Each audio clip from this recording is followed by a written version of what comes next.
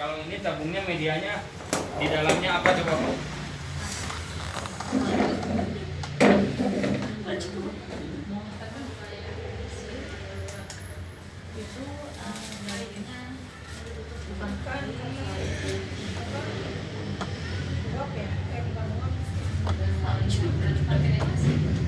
Powder. Insya Allah ini masih bisa. Nah, di Indonesia tabung pemadam biasanya yang orang-orang kita itu pinginnya yang simpel-simpel, nggak mau pasang yang lain, udah aja beli apar aja.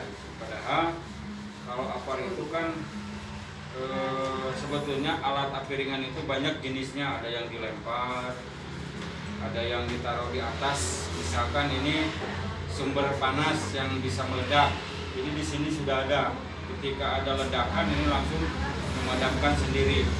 Kalau ini harus lari dulu ya, harus sama orang yang pernah ikut latihan pemadam kebakaran ya, alat ini.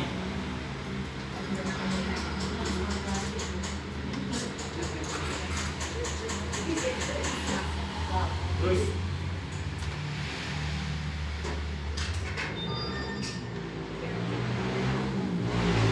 patat jenisnya begini nih ya, ini jenisnya begini. Jadi ini susahnya cartridge-nya di dalamnya harus sesuai ukurannya, jadi susah untuk menyari.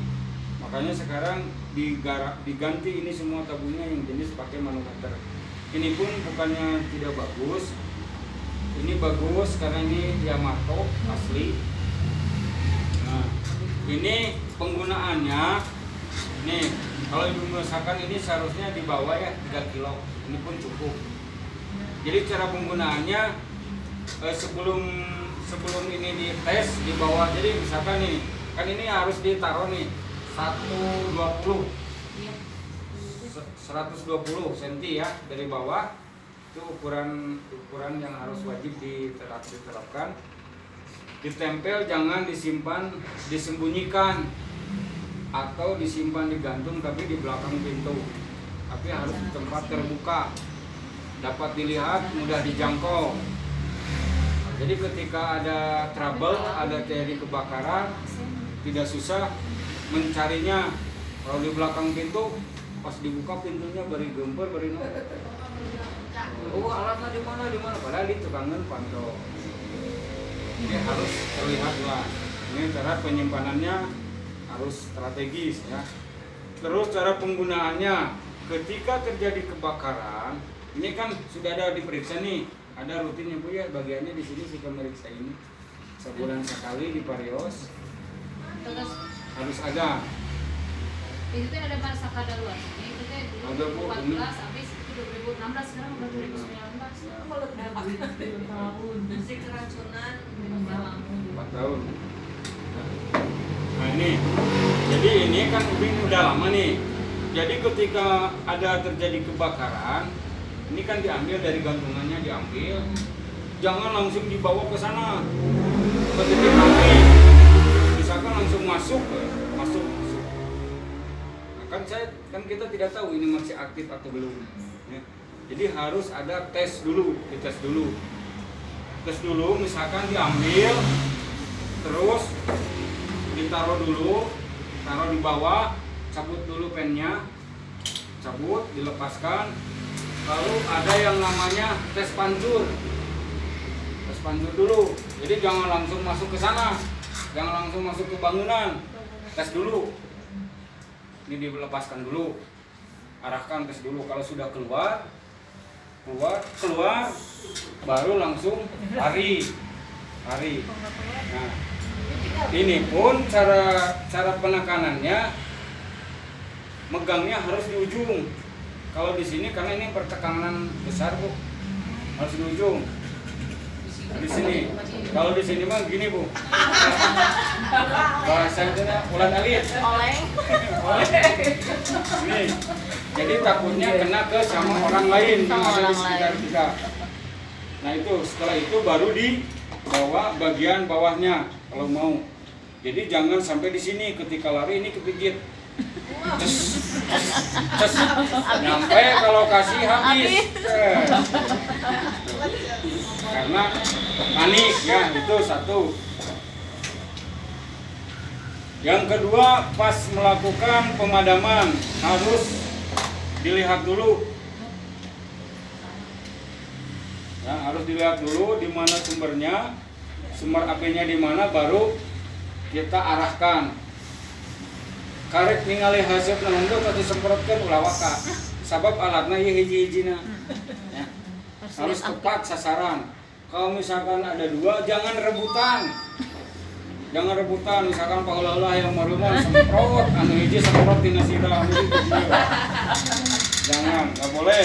Jadi harus tertib ya, karena takut ada jatuh atau tubrukan dia, ini alatnya habis, langsung apinya masih gede atau ada ledakan, kan panik ada ledakan, dia balik orang lain datang lagi, nah, tubrukan itu sering terjadi. Dalam simulasi pun pas praktek bobodohan itu sering terjadi seperti itu. Saya pernah mensimulasikan tanggap darurat di salah satu perusahaan, hampir 2000 karyawan. Itu banyak yang terjadi, padahal dia tahu itu adalah hanya simulasi, tapi kepanikan tetap ada. Sampai sini dulu masalah alat. Ada pertanyaan? MSPKB. Langsung ke struktur.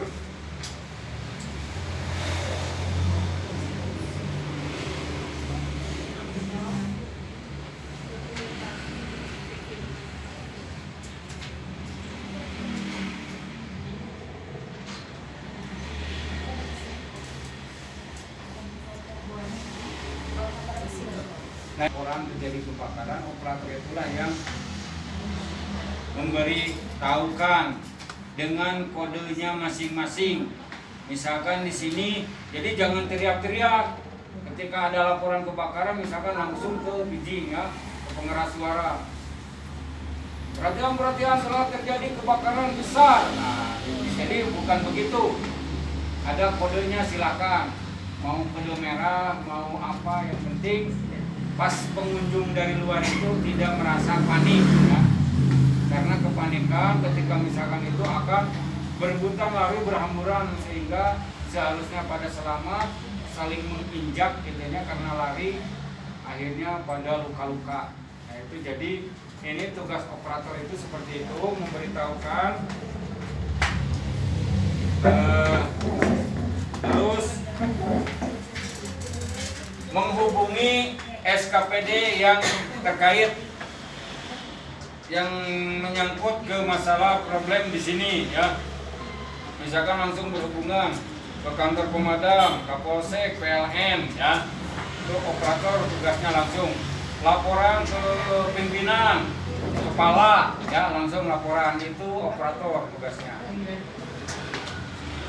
Regu pemadam otomatis ketika mendengar ada terjadi kebakaran langsung menuju ke tempat di mana alat pemadam berada. Setelah itu langsung pergi ke tempat di mana titik api yang telah diberitakan ada penyalaan. Tugas P3K udah jelas. Pak Robin, tugas-tugasnya ada Pak Robin? Next. Ini SOP-nya ini seperti ini nanti Bu. Nah, pastikan bahwa kalau ini biasanya begini, perhatian telah terjadi kode merah. Kode merah berarti kebakaran ini sudah tahu di sini. Kalau pengunjung kan tidak tahu, jadi pengunjung tidak akan panik karena dirahasiakan.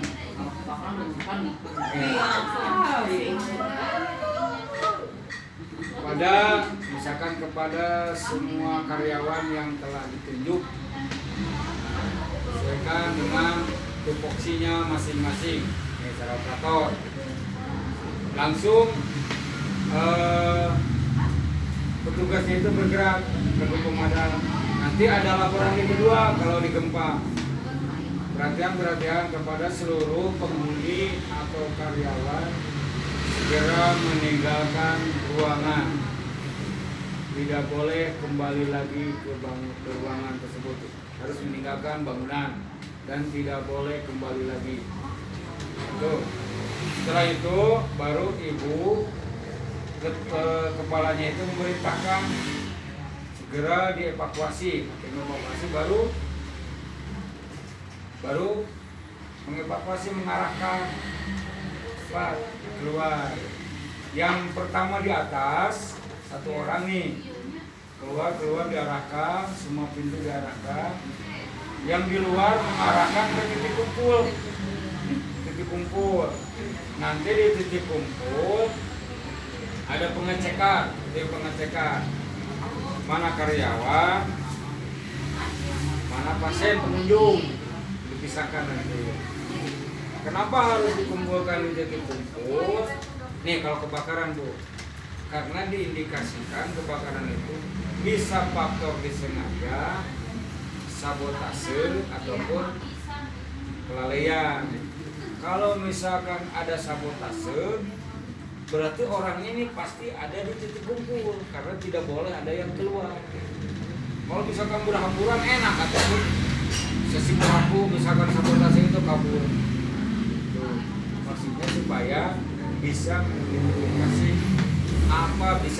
kenapa bisa terjadi kebakaran. Terus misalkan kalau gempa, kenapa harus dikumpulkan di sana dan dihitung supaya tidak ada yang ketinggalan. Maksudnya penggunaan di titik kumpul itu seperti itu. Nah setelah ditarik ke sana dari tim evakuasi, tim P3K itu sudah standby di luar, sudah tinggal di luar dengan membawa alat-alat yang biasa dia gunakan. Tim P3K. Jadi ketika di sini misalkan ada korban atau ada pasien yang ini kan tinggal diserahkan di titik kumpul dan oleh evakuasi dijelaskan bahwa pasien ini selain ini misalkan tulangnya patah kakinya, jadi tim P3K jelas respon untuk memberikan pertolongan. Biasanya kami memberikan gambaran ke perusahaan atau ke hotel-hotel, ke karyawan lain itu seperti itu. Adapun misalkan teknik penyelamatannya itu karena kami dari rescue, jadi untuk tim evakuasi itu diberikan tekniknya. Kalau di rescue itu hanya menyelamatkan nyawanya saja dulu, jadi tidak manusiawi. Jadi misalkan kalau di tempat kami di rescue itu yang penting orangnya itu keluar aja dulu, lewat bus gitu.